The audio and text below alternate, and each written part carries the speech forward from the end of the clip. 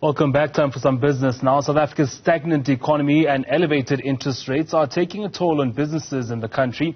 The Experian Business Index, which reflects the overall health of businesses in the economy, declined in the second quarter.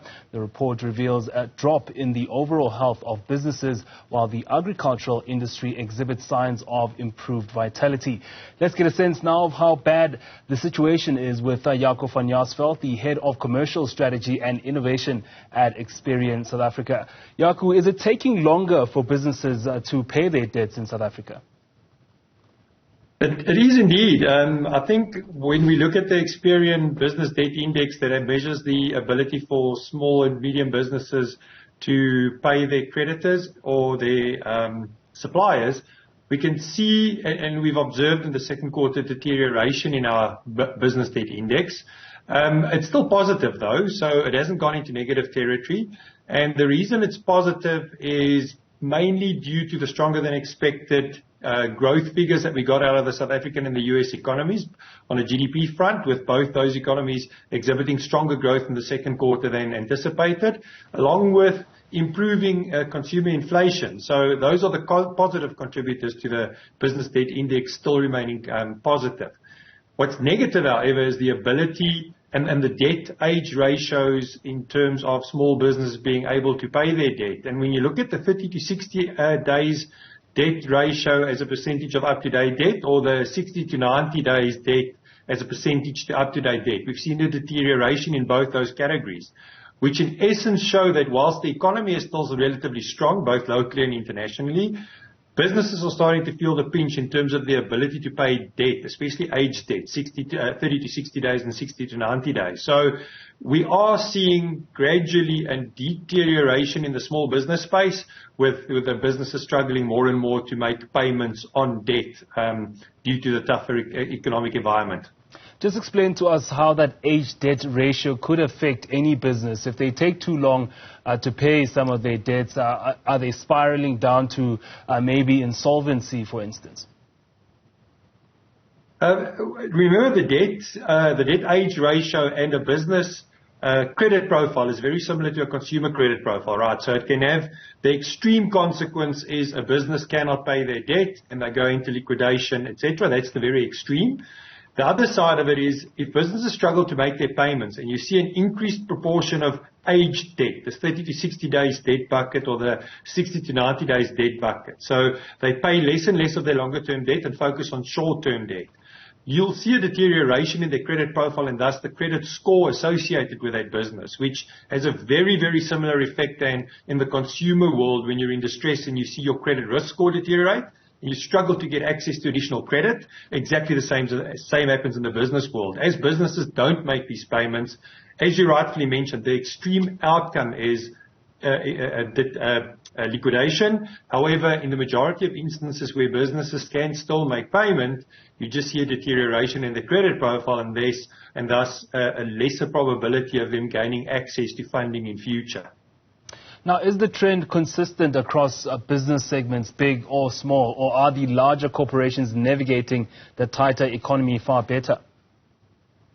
The trends are very similar. However, the larger organizations have the ability to navigate it better than a small organization. And if one thinks about a large organization that has a lot of suppliers and the suppliers are dependent, or the providers of services and goods are dependent on these big corporates, you'll typically see that corporates start delaying their payments. They'll go from 60 to 90 days, 90 to 120 days.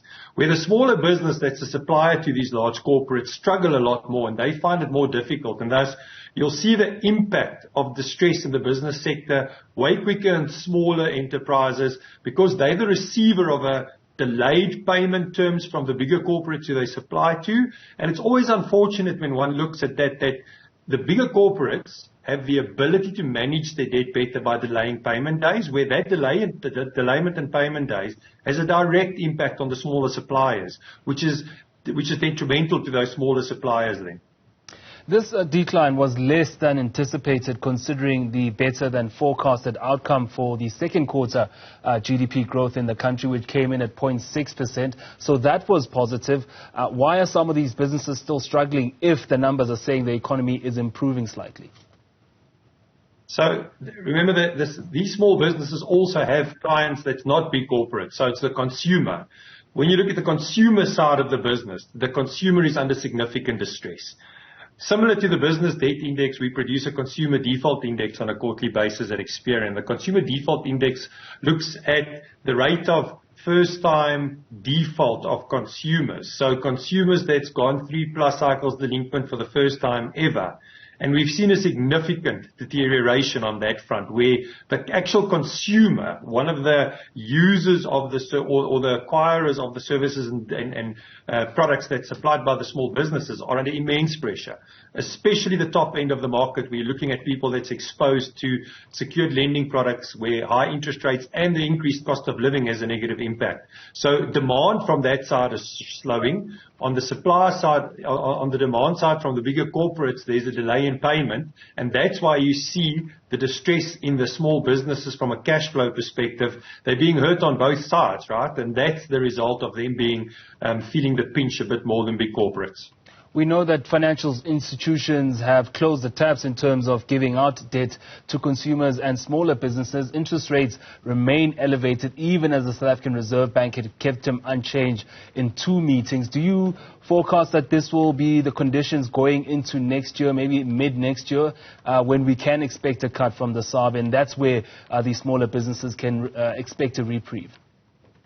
Yeah, I think that there's also one thing that we also need to consider is that there's a very grey line between a consumer and a small business. A lot of the times, the small business is also a consumer due to the fact that they're not large organizations with more than 3 directors and large turnover, right? So there's a big overlap between your consumer, your small business owner, and the SME numbers that we have a look at when we see these numbers. So when you consider that interest rates are higher than they've been in many years, plus the cost of living and the cost of fuel and the inflation rate obviously is having a very negative impact on the consumer and the small business, which naturally resulted in the lenders reducing the amount of credit they're pushing into the market. And as a result, the supply of funding is not there, the supply of credit is not there, but the demand is still there. And as such, we don't foresee the demand dropping, but we also don't foresee that suppliers of credit, the credit providing institutions, will start pushing more money into the market, even if we see a 50, 100 basis point drop in interest rates, simply because the distress that consumers are under is going to take a lot more than just a small move in interest rates to actually stimulate the credit providers to push more credit into the market, unfortunately. With all this negativity happening around debt, the agricultural sector has been better off. Farmers, agribusinesses managing their debt better. Are the numbers telling you how they're able to do this? Yeah, I think it's also as a result of the very poor base effect of the previous quarter's numbers. Number one. Number two, there's also the impact of load shedding. The irrigation was significantly less hampered by load shedding in Q2, plus the transport and supply side of the products, etc., that was harvested was less impacted, and therefore we saw this big jump in agriculture. Is it something that is underlying a significant improvement? I think it's base effects plus the impact of less load shedding, etc., had on that industry. With the way that we see load shedding going now, with all, again, significantly less load shedding, we believe it will remain stable, but there's not something particularly underlying that's going to result in us seeing significant growth in the agriculture sector going forward.